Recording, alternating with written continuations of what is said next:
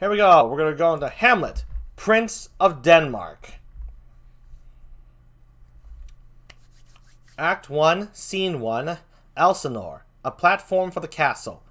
Enter Francisco and Bernardo, 2 sentinels.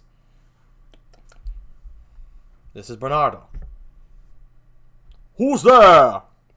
This is Francisco. Nay, answer me. Stand and unfold yourself. Long live the king. Bernardo? He. You come most carefully upon your hour. 'Tis now struck 12. Get thee to bed, Francisco. For this relief, much thanks. 'Tis bitter cold, and I am sick at heart. Have you had a quiet guard? Not a mouse stirring. Well, good night. If you do meet Horatio and Marcellus, the rivals of my watch, bid them make haste. I think I hear them. Stand ho! Who's there? Okay, what kind of voice should I give? Okay, this is Horatio who's next. Horatio and Marcellus have just come in. I'm trying to think what voice to give Horatio. Horatio. I'll talk like that. Talk like that. Give me sort of like a voice like that. This is Horatio. Friends to this ground. And now here's Marcellus. How do Marcellus like this? Friends to this ground. And liegemen to the Dane. Give you good night. Oh, farewell, honest soldier. Who hath relieved you? Bernardo has my place. Give you good night. Hola, Bernardo. Hola, Bernardo. Say, what? Is Horatio there? A piece of him. Welcome, Horatio. Welcome, good Marcellus. What has this thing appeared again tonight? I have seen nothing. Horatio says 'tis but our fantasy, and will not let belief take hold of him, touching this dreaded sight twice seen of us. Therefore, I have entreated him along with us to watch the minutes of the night, that if again this apparition come, he may approve our eyes and speak to it. Tush, tush. 'Twill not appear. Oh shit, that's a phone ringing.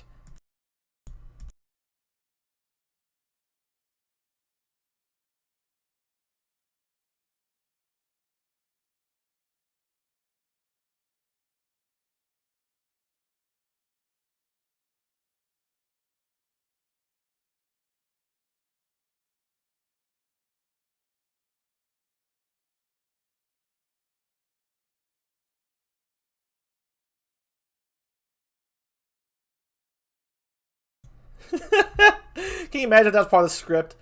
Oh shit, that's a phone ringing. Anyway. Marcellus. He may approve our eyes and speak to it. Tush, tush, 'twill not appear. Sit down a while, and let us once again assail your ears, that are so fortified against our story what we 2 nights have seen. Well, sit we down, and let us hear Bernardo speak of this. Last night of all, when yond same star that's westward from the pole had made his course to loom that part of heaven, where now it still burns, Marcellus and myself, the bell then beating 1. Peace! Break thee off! Look where it comes! Enter the ghost. Maybe there's a TARDIS nearby. Yes, Granddad's bell. Maybe there is. Anyway, Marcellus says, Peace! Break thee off! Look where it comes! Enter the ghost. The ghost is just moving about, doing its thing, speechless. In the same figure, like the king that's dead. Thou art a scholar. Speak to it, Horatio. Looks it not like the king? Mark it, Horatio. Most like. It harrows me with fear and wonder. It would be spoke to. Question it, Horatio. What art thou that usurped this time of night, together with that fair and warlike form in which the majesty of buried Denmark did sometimes march? By heaven, I charge thee, speak! It is offended! See, it stalks away! Stay! Speak, speak! I charge thee, speak! The ghost leaves. 'Tis gone, and will not answer. How now, Horatio? You tremble and look pale. Is not this something more than fantasy? What think you want? Before my God, I might not this believe without the sensible and true avouch of mine own eyes. Is it not like the king? As thou art to thyself. Such was the very armour he had on when he the ambitious Norway combated. So frowned he once, when in angry parle he smote the sledded Pollux on the ice. 'Tis strange. Thus twice before, and jump at this dead hour. With martial stalk hath he gone by our watch. In what particular thought to work I know not, but in the gross and scope of my opinion, this bodes some strange eruption to our state. Good now, sit down and tell me, he that knows, why this same strict and most observant watch so nightly toils the subject of the land, and why such daily cast of brazen cannon and foreign mart are for implement of war. Why such impress of shipwrights, whose sore task does not divide the Sunday from the week?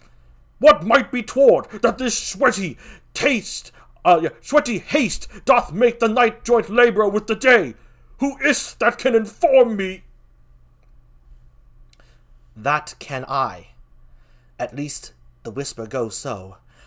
Our lost king, whose image even now appeared to us, was, as you know, by Fortinbras of Norway, thereto pricked on by a most emulate pride, dared to the combat, in which our valiant Hamlet, for so this side of our known world esteemed him, did slay this Fortinbras, who, by a sealed compact, well ratified by law and heraldry, did forfeit, with his life, all those his lands which he stood seized of to the conqueror.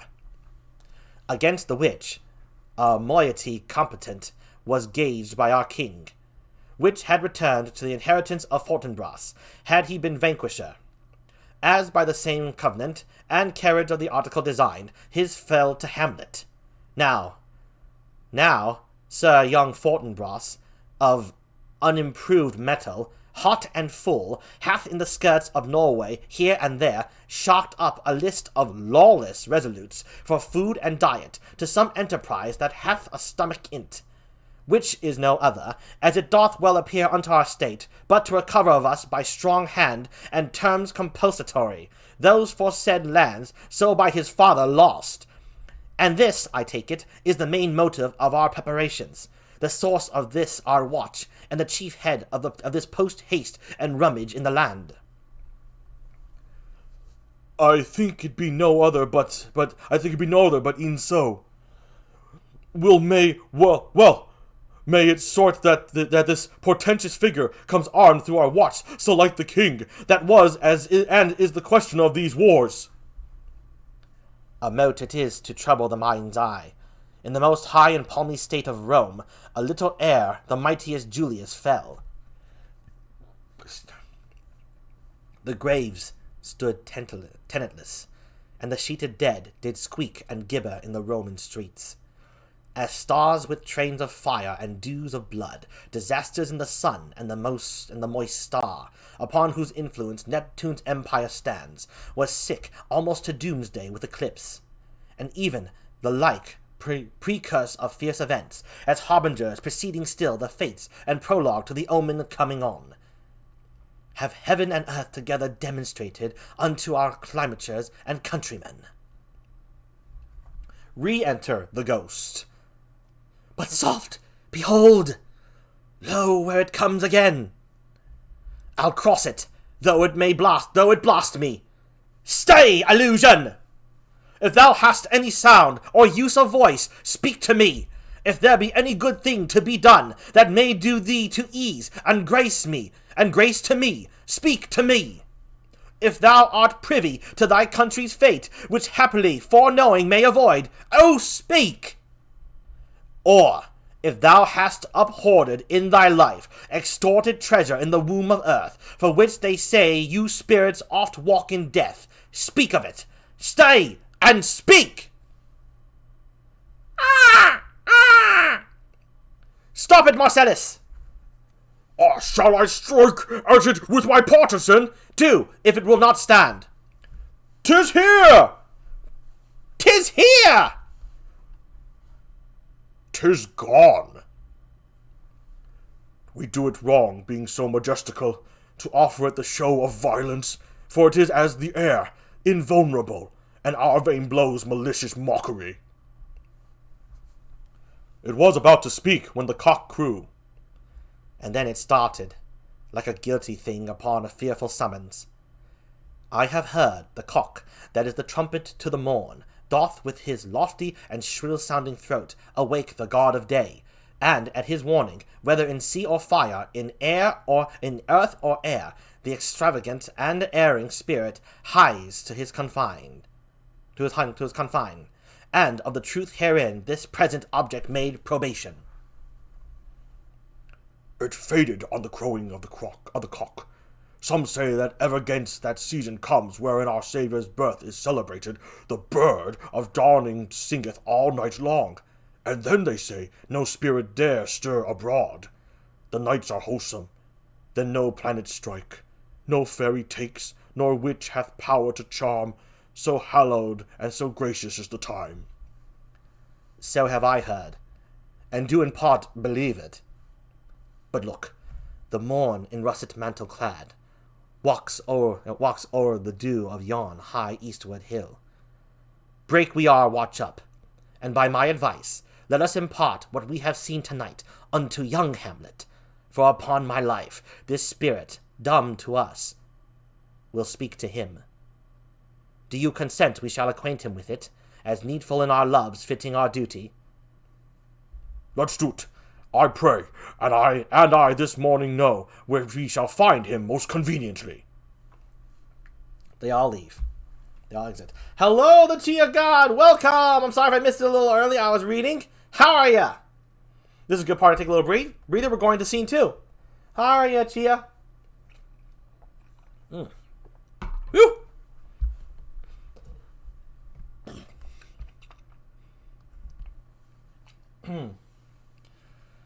There we go.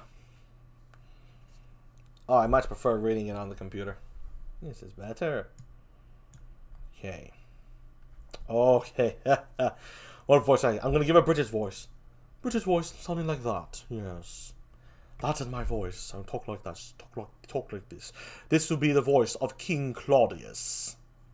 Anyway, scene 2. Elsinore, a room of state in the castle. Enter Claudius, king of Denmark, Gertrude, the queen, Hamlet, Polonius, Laertes, Voltimand, Cornelius, lords and attendant. There we go. Here's King Claudius. Though yet of Hamlet, our dear brother's death, the memory be green, and that is us befitted to bear our hearts in grief, and our whole kingdom to be contracted in one brow of woe. Yet, so far hath discretion fought with nature, that we, with wisest sorrow... Oh, hold on a second. Granddad's bell says real quick. You have good voices. I have one maybe. Discount Kronk. Discount Kronk. Kronk. Something like that. Anyway, let me start over Claudius, what he was saying. Rewind. Though yet of Hamlet our dear brother's death the memory be green, and that it us befitted to bear our hearts in grief, and our whole kingdom to be contracted in one brow of woe. Yet so far hath discretion fought with nature, that we with wisest sorrow think on him, together with remembrance of ourselves. Therefore, our sometime sister, now our queen, the imperial jointress to this warlike state, have we, as 'twere with a defeated joy, with one auspicious and one dropping eye, with mirth in funeral, and with dirge in marriage, in equal scale, weighing delight and dole, taken to wife. Nor have we herein barred your better wisdoms, which have freely gone with this affair along. For all our thanks. Now follows that you know young Fortinbras, holding a weak supposal of our worth, or thinking by our late dear brother's death, our state to be disjoint and out of frame, colleagued with this dream of his advantage, he hath not failed to pester us with message, importing the surrender of those lands, lost by his father, with all bonds of law, to our most valiant brother. So much for him. Now for ourself, and for this time of meeting, thus much the business is. We have here writ to Norway, uncle of young Fortinbras, who, impotent and bedrid, scarcely hears of his nephew's purpose to suppress his further gait herein. And in that the levies the lists, and full proportions are made out of his subject, and we here dispatch you, good Cornelius, and you, Voltimand, for bearers of this greeting to old Norway, giving to you no further personal power to business with the king, more than the scope of these dilated articles allow. Farewell, and let your haste commend your duty. This is Cornelius and Voltimand. In that and all things we will show our duty. They leave.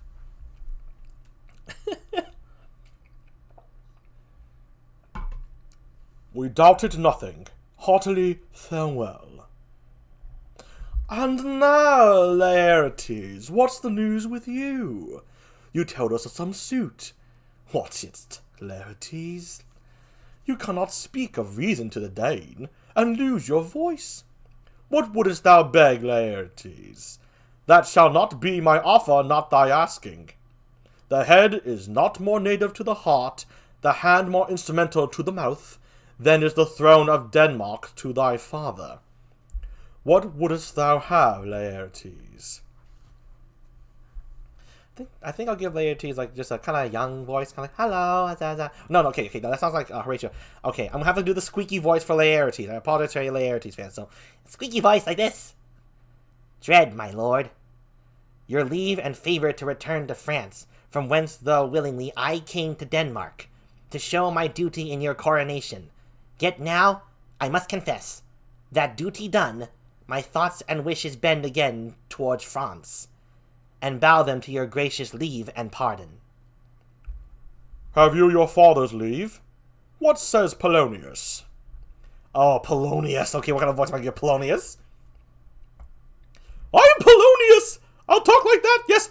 He hath, my lord, wrung from me my slow leave by laboursome petition, and at last, upon his will, I sealed my hard consent. I do beseech you, give him leave to go. Take thy fair hour, Laertes. Time be thine, and thy best graces spend it at thy will. But now, my cousin Hamlet, and my son. This is Hamlet. I'm just using my regular voice for Hamlet, my regular voice. So here's Hamlet. A little more than kin and less than kind. How is it that the clouds still hang on you? Not so, my lord. I am too much in the sun. This is the Queen. I think they give the Queen like a very soft way.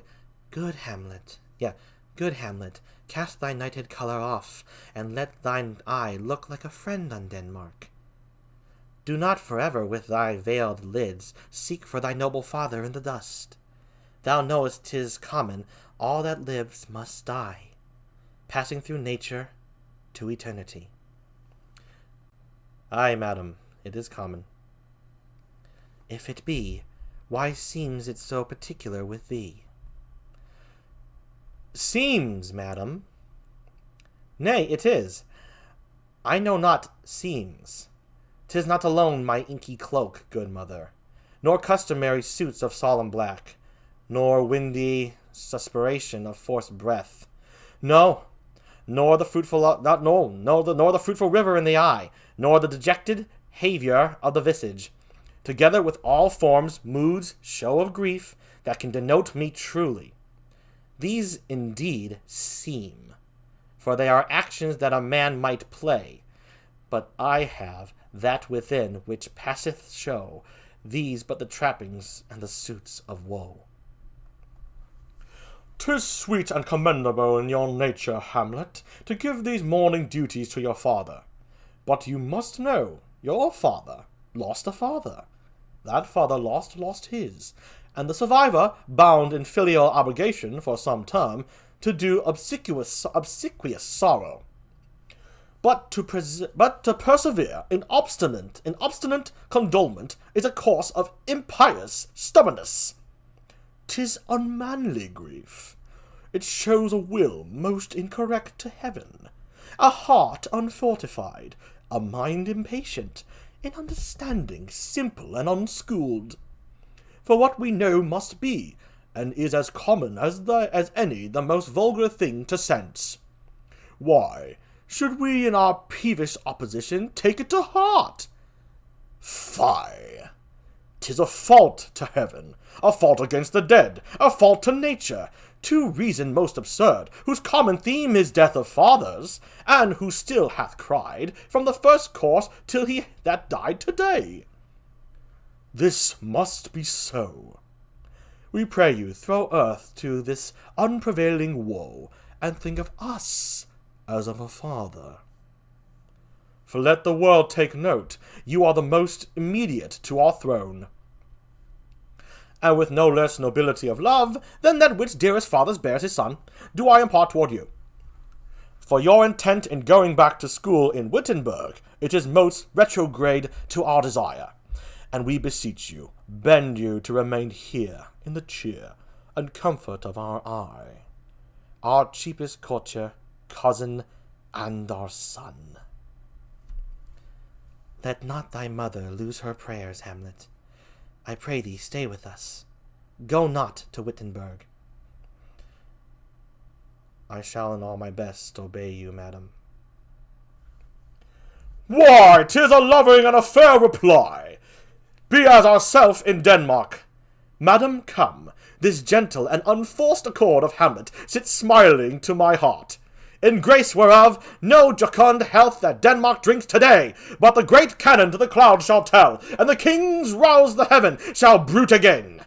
Re-speaking earthly thunder, come away.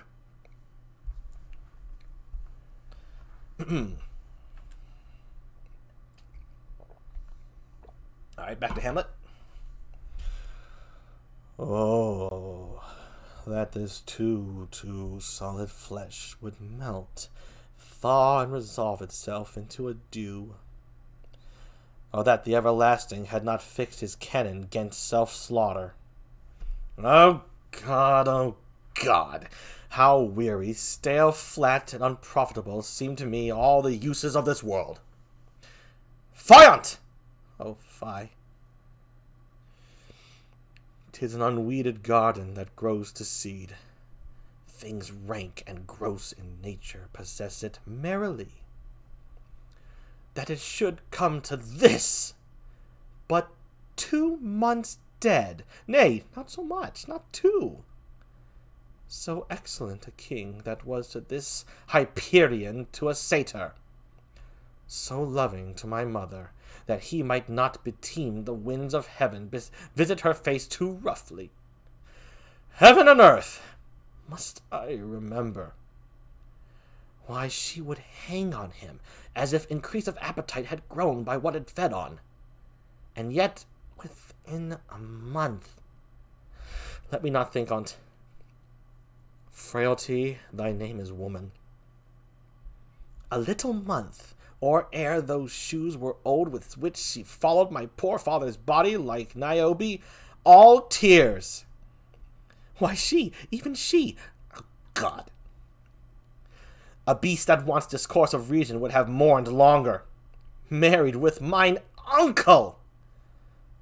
Then I to Hercules. Oh, no, sorry, married thine uncle. my father's brother, but no more like my brother than I to Hercules.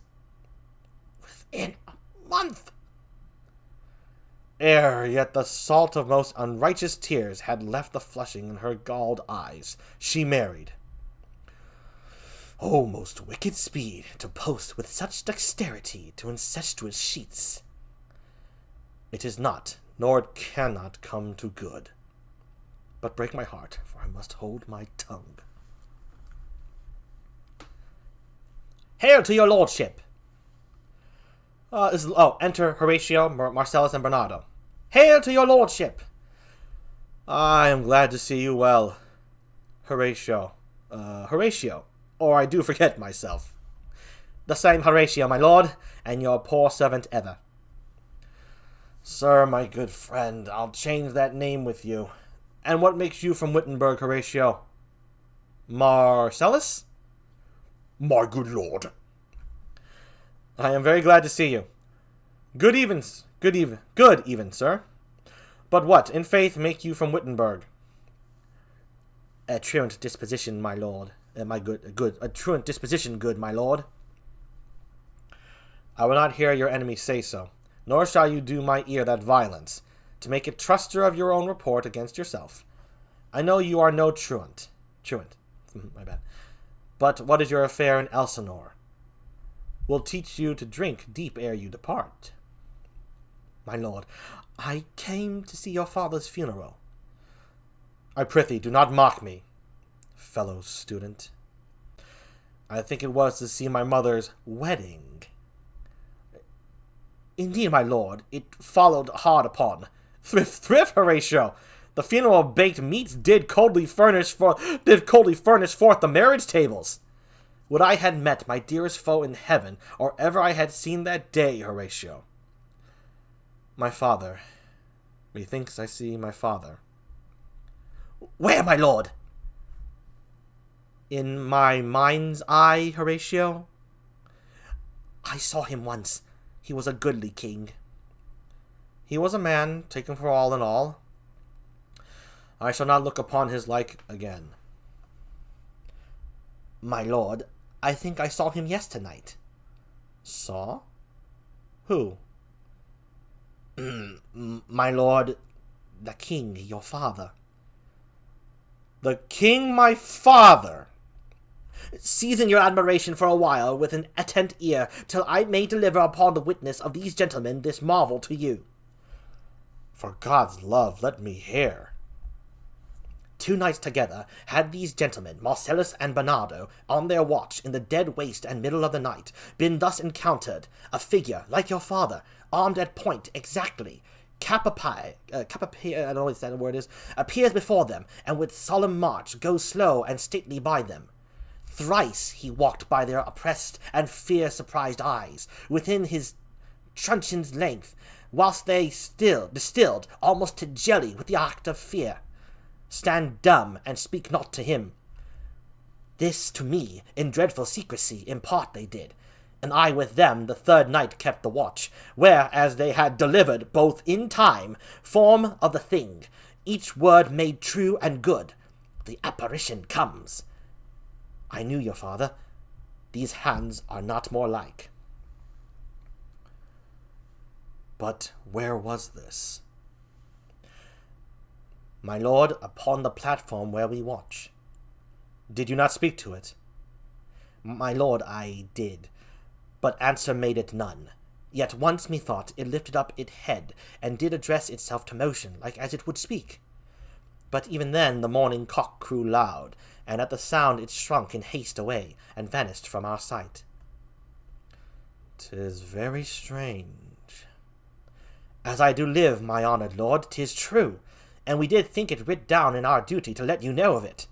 Indeed, sirs, but this troubles me. Hold you the watch tonight? We do, my lord. Armed, my lord. Wait, armed, say you? Armed, my lord. From top to toe? My lord, from head to foot. Then saw you not his face? Yes, my lord, he wore his beaver up. What looked he? Frowningly? a countenance more in sorrow than in anger, pale or red, nay, very pale, and fixed his eyes upon you most constantly.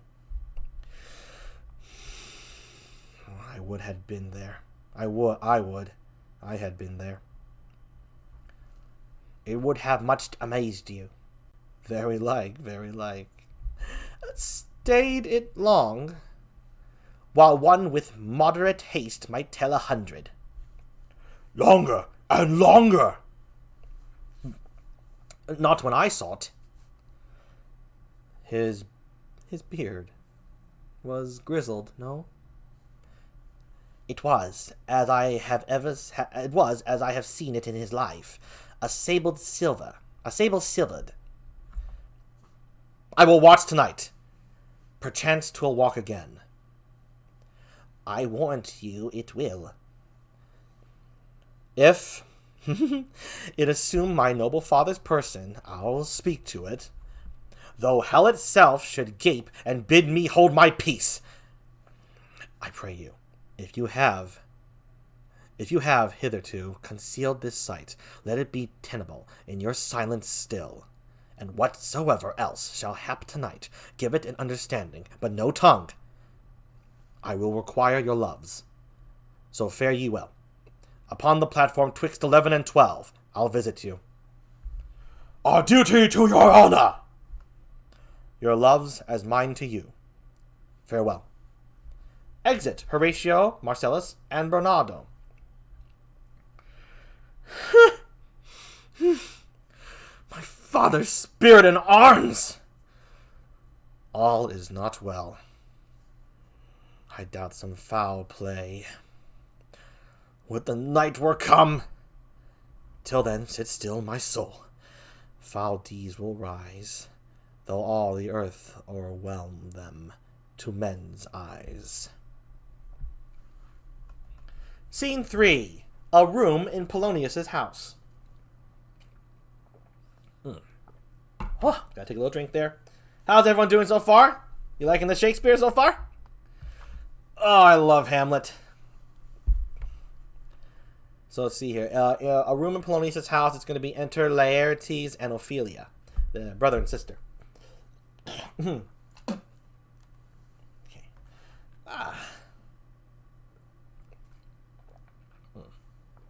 Okay. Come on. Turn your body deep a little bit. Come on. You're not working. There. Much better. Gotta love Jeep. Gotta love that Jeep. Gotta love Jeep. Okay, here we go. So, scene 3. A room in Polonius's house. Enter Laertes. So, you sound like this, Laertes. Oh, Ophelia. Okay, what voice should I give Ophelia? Oh dear, she's very young, so maybe a very spirited voice, like that. She sounds like that. Yay, something like that. Yeah. So, Laertes, Ophelia. Okay, there we go. My necessaries are embarked. Damn it, that voice. Okay.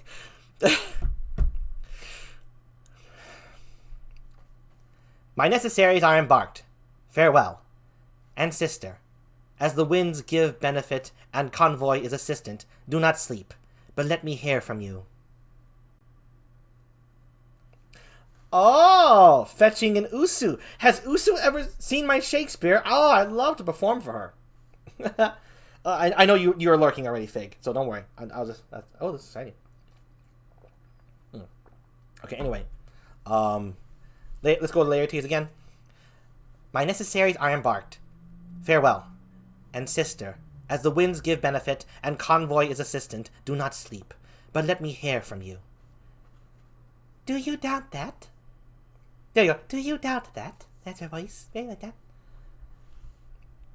For Hamlet, and the trifling of his favour, hold it a fashion and a toy in blood, a violet in the youth of primy nature, forward, not permanent, sweet, not lasting, the perfume and suppliance of a minute, no more.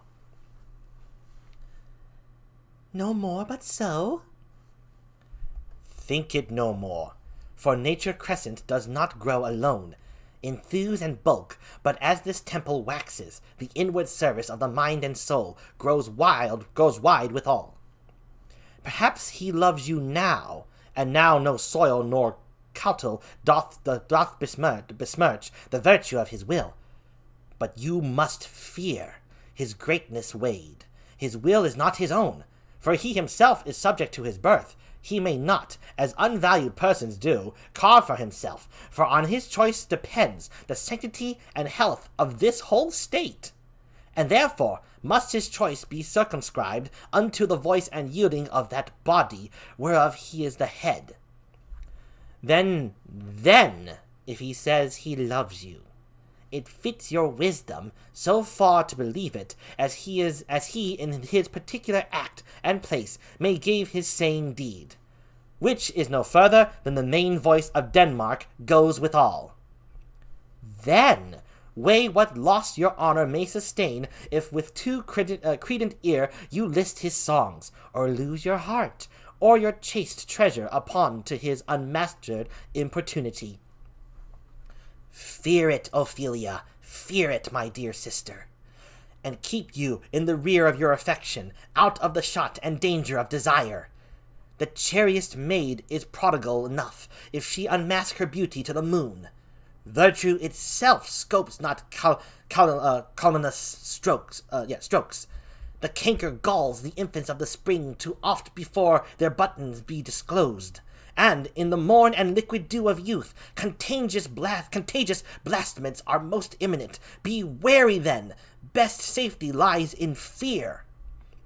Youth to itself rebels, though none else near.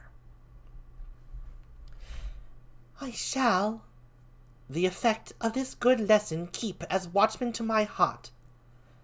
But, good my brother, do not, as some ungracious pastors do, show me the steep and thorny way to heaven, whilst, like a puffed and reckless libertine, himself the primrose path of the lions treads, and recks not his own reed. Oh, fear me not, I stay too long.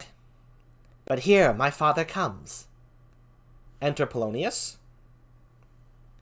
A double blessing and a double grace. Occasion smiles upon a second leave. I'm going to do like this, I'll do this. This is going to be Polonius. Yet here, Laertes, aboard, for shame! The wind sits in the shoulder of your sail, and you are stayed for.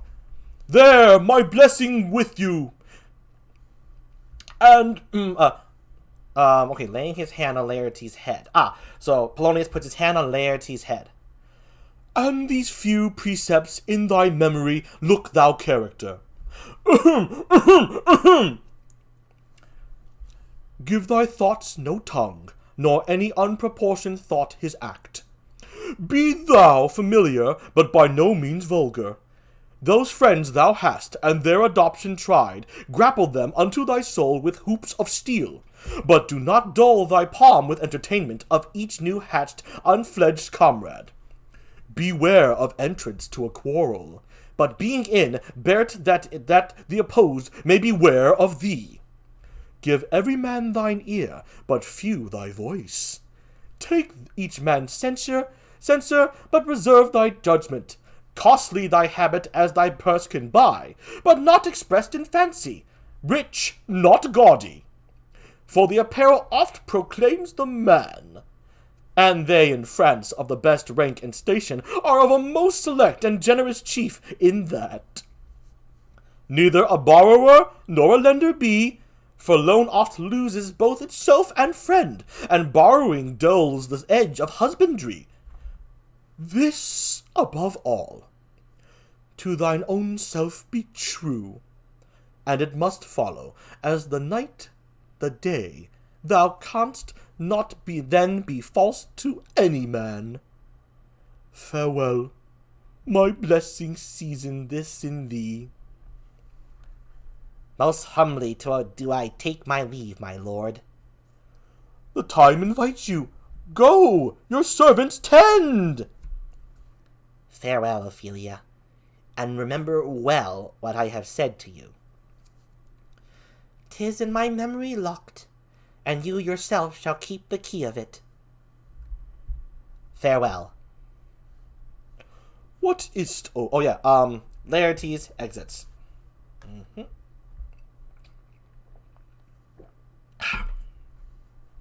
What is, Ophelia, he hath said to you?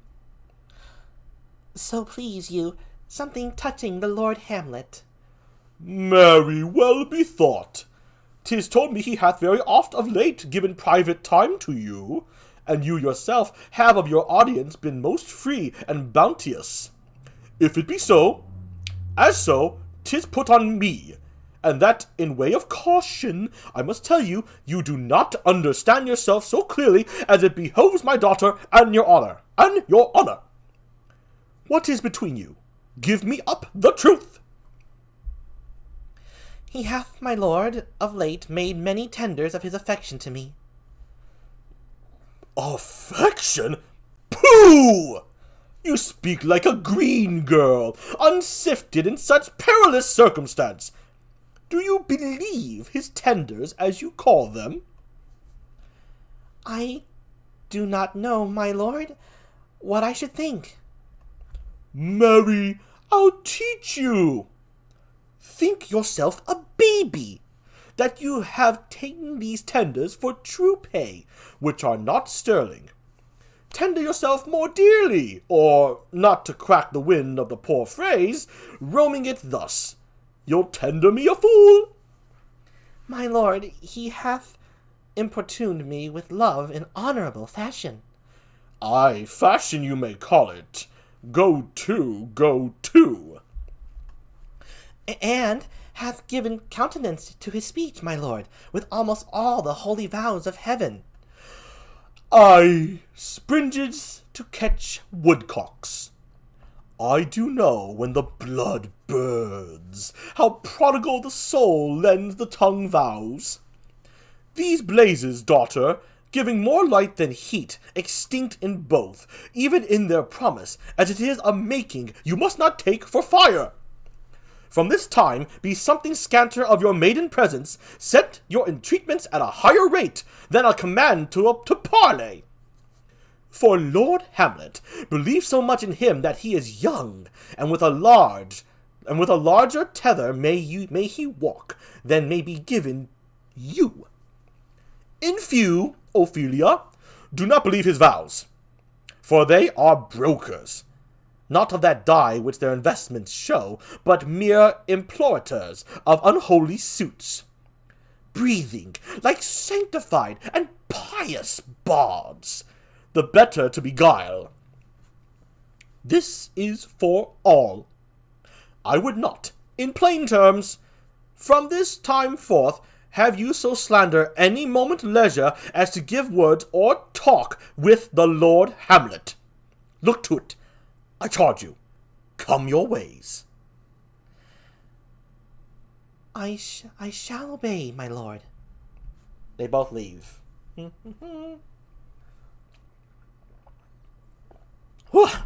Gotta keep hydrating. Okay, let's keep going. Can't get enough of Hamlet. Scene 4. The 1 second. Okay.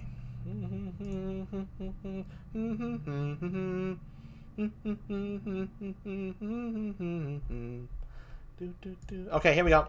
Scene 4. The platform. Enter Hamlet, Horatio, and Marcellus. Oh, great Marcellus. He's got a thick-ass voice for me to do. Okay. Here's Hamlet. The air bites shrewdly. It is very cold. It is a nipping and an eager air. What hour now? I think it lacks of 12. No, it is struck. Indeed? I heard it not. It then draws near the season wherein the spirit held his wont to walk. What does this mean? Oh, a flourish of trumpets and ordnance shot off within. What does this mean, my lord? The The king doth wake tonight, and takes his rouse, keeps with sail, and the swaggering upspring reels. And as he drains his draughts of Rhenish down, the kettle drum and trumpet thus bray out the triumph of his pledge. Is it a custom? Aye, marry it is. And to my mind, though I am native here, and to the manner born, it is a custom more honored in the breach than the observance. This heavy-headed revel, east and west, makes us seduced and taxed of other nations. They clip us drunkards, and with swinish phrase soil our addition, and indeed it takes from our achievements, though performed at height, the pith and marrow of our attribute. So oft it chances in particular men, that for some vicious mole of nature in them, as in their birth, wherein they are not guilty, since nature cannot choose his origin, by their o'ergrowth of some complexion, oft breaking down the pales and forts of reason, or by some habit that too much leavens, the form of plosive manners, that these men, carrying, I say, the stamp of one defect, being nature's livery or fortune's star, his virtues else, be they as pure as grace, as infinite as man may undergo, shall in the general censure take corruption from that particular fault. The dram of evil doth all the noble substance often doubt to his own scandal. Look, my lord! It comes! Enter the ghost. Angels and ministers of grace, defend us! Be thou a spirit of health, or goblin damned, bring with thee airs from heaven, or blast from hell. Be thy intents wicked or charitable, thou comest in such a questionable shape, that I will speak to thee. I'll call thee Hamlet, king, father, royal Dane. Oh, answer me! Let me not burst in ignorance, but tell why canon's bones, hairs in death, have burst their cerements. Why the sepulchre, wherein we saw thee quietly inurned, hath oped his ponderous and marble jaws to cast thee up again. What may this mean, that thou, dead corse, again in complete steel, revisits thus the glimpses of the moon, making night hideous, and we fools of nature, so horridly to shake our disposition, with thoughts beyond the reaches of our souls? Say, why is this? Wherefore? What should we do? The ghost beckons Hamlet. It beckons you to go away with it, as if it some impartment did desire to you alone. Look with what courteous action it waves you to a more removed ground. But do not go with it. No, by no means. I will speak it. It will not speak. Then I will follow it. Do not, my lord! Why, what should be the fear? I do not set my life at a pin's fee, and for my soul, what can it do to that, being a thing immortal as itself? It waves me forth again. I'll follow it. What if it tempt you toward the flood, my lord, or to the dreadful summit of the cliff that beetles o'er his base into the sea, and there assume some other horrible form, which might deprive your sovereignty of reason, and draw you into madness? Think of it. The very place puts toys of desperation within more motive into every brain that looks so many fathoms to the sea and hears it roar beneath. It waves me still. Go on, I'll follow thee. You shall not go, my lord. Hold off your hands. Be ruled, you shall not go. My fate cries out, and makes each petty artery in his body as hardy as the Nemean lion's nerve. The ghost beckons. Still am I called, unhand me, gentlemen! By heaven, I'll make a ghost of thee! That's me! By thee, I'll make a ghost of thee! That's me! I say, away! Go on. I'll follow thee. Exit the Ghost and Hamlet. He waxes desperate with imagination. Let's follow. 'Tis not fit thus to obey him. Have after. To what issue will this come? Something is rotten in the state of Denmark. Heaven will direct it. Nay, let's follow him. They exit. Scene 5. A more remote part of the castle.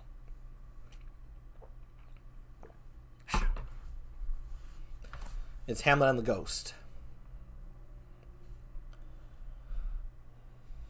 Whither wilt thou lead me? Speak. I'll go no further. Here's the Ghost. Mark me. No, that's too dramatic. Mark me. There. I will. My hour is almost come, when I to sulphurous and tormenting flames must render up myself. Alas, poor Ghost! Pity me not, but lend thy serious hearing to what I shall unfold. Speak. I am bound to hear. So art thou to revenge when thou shalt hear. What? I am thy father's spirit, doomed for a certain term to walk the night, and for the day confined to fast in fires, till the foul crimes done in my days of nature are burnt and purged away. But that I am forbid to tell the secrets of my prison house, I could a tale unfold whose lightest word would harrow up thy soul, freeze thy young blood, make thy two eyes like stars start from their spheres, thy knotted and combined locks to part, and each particular hair to stand on end like quills upon the fretful porcupine. But this eternal blazon must not be to ears of flesh and blood. List, oh list! If thou didst ever thy dear father love, Oh, God. revenge his foul and most unnatural murder. Murder! Murder most foul, as in the best it is, but this most foul, strange, and unnatural. Haste me to know it, that I, with wings as swift as meditation or the thoughts of love, may sweep to my revenge. I find thee apt, and duller shouldest thou be than the fat weed that rots itself in ease on Lethe wharf. Wouldst thou not stir in this? Now, Hamlet, hear. 'Tis given out that, sleeping in my orchard, a serpent stung me. So the whole ear of Denmark is by a forged process of my death rankly abused. But know, thou noble youth, the serpent that did sting thy father's life now wears his crown. Oh, my prophetic soul, mine uncle! Aye, that incestuous, that adulterate beast, with witchcraft of his wit, with traitorous gifts. O wicked wit, and gifts that have the power to seduce. Won to his shameful lust the will of my most seeming virtuous queen. O Hamlet, what a falling off was there from me, whose love was of that dignity, that it went hand in hand even with the vow I made to her in marriage, and to decline upon a wretch whose natural gifts were poor to those of mine. But virtue, as it never will be moved, though lewdness court in a shape of heaven, so lust, though to a radiant angel linked, will sate itself in a celestial bed and prey on garbage. But soft, methinks I scent the morning air.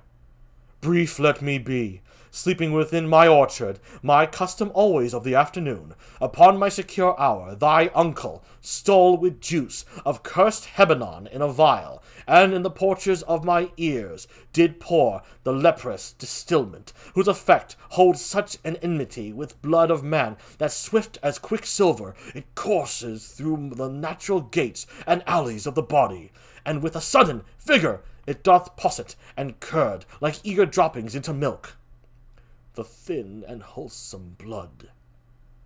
So did it mine, and a most instant tetter barked about, most lazar-like, with vile and loathsome crust, all my smooth body.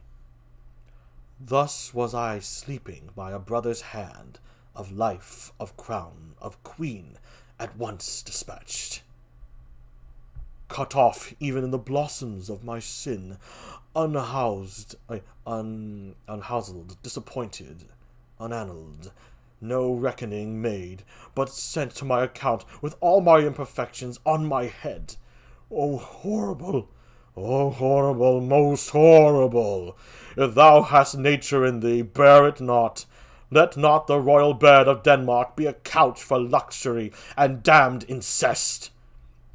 But howsoever thou pursuest this act, taint not thy mind, nor let thy soul contrive against thy mother aught. Leave her to heaven, and to those thorns that in her bosom lodge, to prick and sting her. Fare thee well at once. The glowworm shows the matin to be near, and gins to pale his ineffectual fire. Adieu, adieu, adieu. Hamlet, remember me.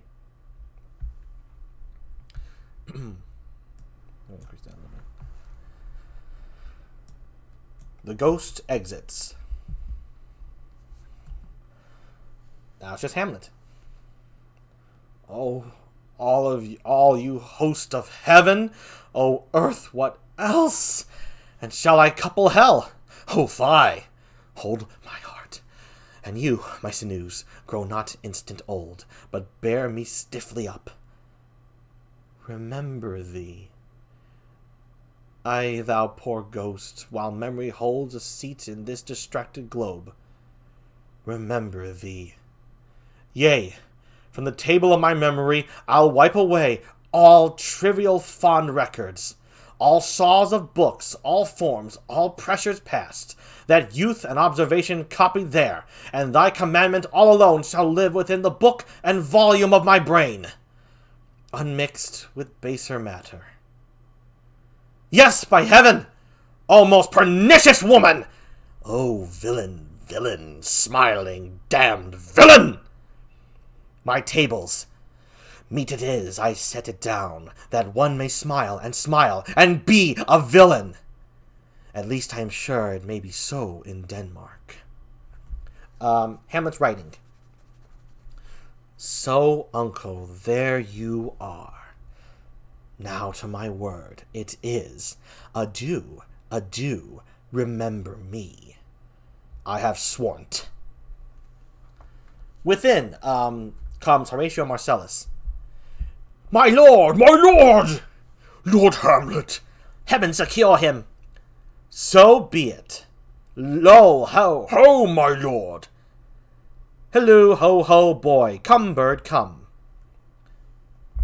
Okay, so actually, Horatio and Marcellus were yelling, and then enter Horatio and Marcellus. My mistake. Okay. How is't, my noble lord? What news, my lord? Oh, wonderful! Good, my lord, tell. No, you reveal it. Not I, my lord, by heaven. Nor I, my lord. How say you, then, would heart of man once think it? But you'll be secret. Aye, by heaven, my lord! There's ne'er a villain dwelling in all Denmark, but he's an errant knave. There needs no ghost, my lord, come from the grave to tell us this. Why, right, you are in the right. And so, without more circumstance at all, I hold it fit that we shake hands and part. You as your business and desires shall point you. For every man hath business and desires, such as it is. And for my own part, look you, I'll go pray. These are but wild and whirling words, my lord. I'm sorry they offend you heartily. Yes, faith, heartily. There's no offense, my lord. Yes, by St. Patrick, but there is, Horatio, and much offense too. Touching this vision here, it is an honest ghost, that let me tell you. For your desire to know what is between us, or master it, as you may. And now, good friends, as you are friends, scholars and soldiers, give me one poor request. What is't, my lord? We will. Never make known what you have seen tonight. My lord, we will not. Nay, but swear't. In faith, my lord, not I. Nor I, my lord, in faith. Upon my sword. Hamlet draws his sword. We have sworn, my lord, already. Indeed, upon my sword, indeed.